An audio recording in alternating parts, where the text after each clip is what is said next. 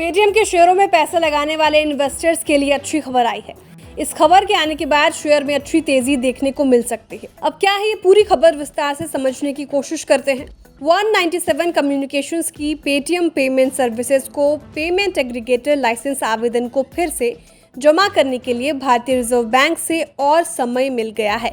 इस बात की पुष्टि यानी हामी पेटीएम ने अपनी रेगुलेटरी फाइलिंग में भी कर दिया है। इस मामले पर आरबीआई का क्या कहना है, ये जान लीजिए। आरबीआई ने एक पत्र जारी किया है।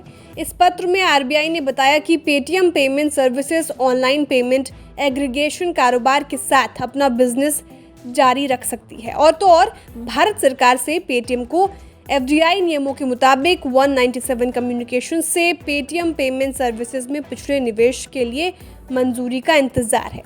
अब पेमेंट एग्रीगेटर लाइसेंस का आवेदन जमा करने के लिए पेटीएम को कितने दिन का समय मिला, ये जान लीजिए। जैसे ही पेटीएम को भारत सरकार से एफडीआई और दूसरे नियमों की मंजूरी मिलती है, उसके बाद पेटीएम पेमेंट सर्विसेज के पास पेमेंट एग्रीगेटर लाइसेंस का आवेदन जमा करने के लिए 15 दिन का समय मिलेगा।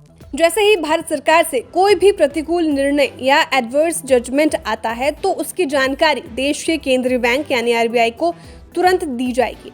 हालांकि इस पूरे प्रक्रिया के दौरान पेटीएम पेमेंट सर्विसेज नए मर्चेंट को शामिल किए बिना मौजूदा पार्टनर्स के लिए अपने ऑनलाइन पेमेंट एग्रीगेशन बिजनेस के साथ अपना बिजनेस जारी रख सकता है।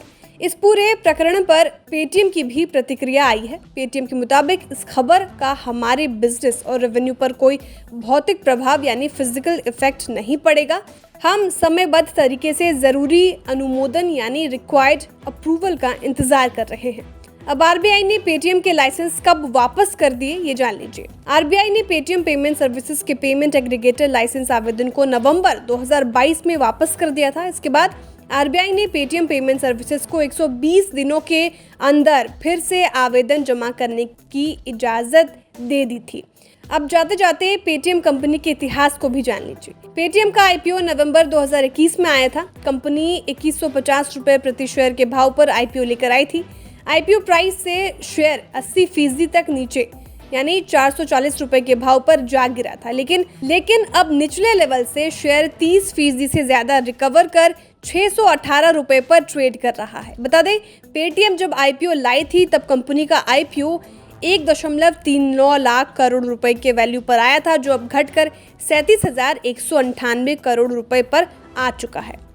हाल में ही ग्लोबल ब्रोकरेज हाउस सिटी ने पेटीएम पर बाई की रेटिंग दी थी। अमेरिकी फाइनेंशियल सर्विसेज प्रोवाइडर सिटी के मुताबिक पेटीएम का शेयर अपने मौजूदा लेवल से 85% तक का रिटर्न दे सकता है।